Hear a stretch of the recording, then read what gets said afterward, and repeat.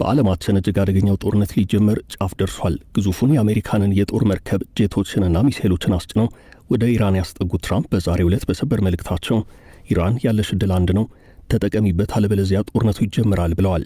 ዓለም አቀፍ ብዙሃን መገናኛዎች ወሬውን እየተቀባበሉት ነው።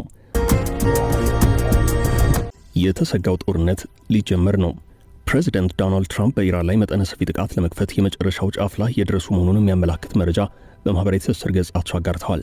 ትራምፕ በሰጡት ትዕዛዝ የአሜሪካ ግዙፍ የጦር አውሮፕላን ተሸካሚ መርከብ የሆነው ዩኤስኤስ አብርሃም ሊንከን ወደ መካከለኛው ምስራቅ ኢራን አቅጣጫ አምርቶ ቦታውን ይዟል። ይህ በራሱ ሀገር ነው የሚባልለት ግዙፍ የጦር መርከብ በርካታ የጦር አውሮፕላኖችንና ተተኳሾችን፣ ሚሳኤሎችን ጭምር ጭኖ ወደ ኢራን የተጠጋ ሲሆን በዛሬው ዕለት ከሰዓታት በፊት በትራምፕ በተጋራው መልእክት ይህንኑ የኢራን አሜሪካ ጦርነት አይቀሬ መሆኑን የሚያሳይ ነው እየተባለ ይገኛል። ትራምፕ በዛሬ ከበድ ያለ ለኢራን ባስተላለፉት መልእክታቸው ከዚህ ቀደም ወደ ቬንዙዌላ በተላከችው ግዙፏ የአብርሃም ሊንከን የጦር መርከብ እየተመራ ከፍተኛ ቁጥር ያለው አስፈሪ የጦር መርከብ በፍጥነት ወደ ኢራን እያመራ ነው። ጉዞም በታላቅ ኃይል ስሜትና ዓላማ ጭምር የታጀበ ነው። አስፈላጊ ሆኖ ከተገኘ ልክ እንደ ቬንዙዌላ ሁሉ የተሰጠውን ተልዕኮ በፍጥነትና በቁርጠኝነት ይፈጽማል ብለዋል። አሁን ባለው ሁናቴ ኢራን በፍጥነት ወደ ድርድር በመመለስ ፍትሐዊና ሁሉን አሸናፊ ወደሚያደርግ ስምምነት ትመጣለች ብዬ ተስፋ አድርጋለሁ። ይህ ሁሉንም አሸናፊ የሚያደርግ ስምምነት ደግሞ ምንም አይነት የኒውክሌር ጦር መሳሪያ በኢራን እጅ መኖር የለበትም የሚለው ነው ብለዋል። በመሆኑም ለኢራን ማስተላለፍ የምፈልገው አጭር መልእክት ቢኖር በድርድር ወደ ስምምነት ይምጡ የሚል ነው።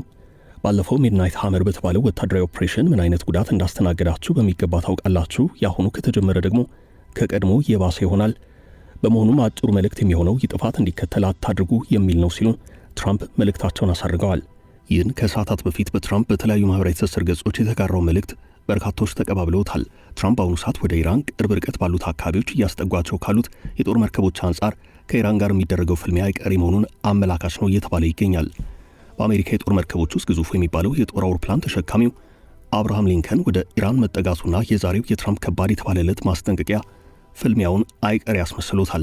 ኢራን ጫፌን ከነካችሁ በመካከለኛው ምስራቅ ያሉትን የአሜሪካ ወታደራዊ የጦር ሰፈሮች አንድ በአንድ ደበድባለሁ ብላለች።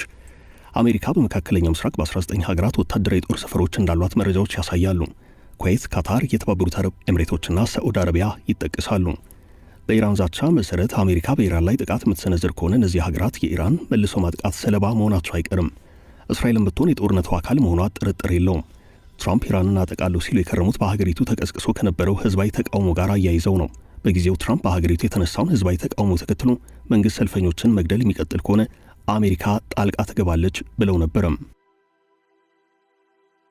U.S. Central Command confirmed today the USS Abraham Lincoln aircraft carrier strike group has entered the Middle East region. Welcome back to Takeout. U.S. Central Command has confirmed that the U.S. Abraham Lincoln aircraft carriers and its strike group have arrived in the Middle East. Posted by President Donald Trump. And this is on an armada that is being sent there. So this was via Truth Social. The president saying this, quote, "A massive armada is heading to Iran. It is moving quickly with great power, enthusiasm, and purpose."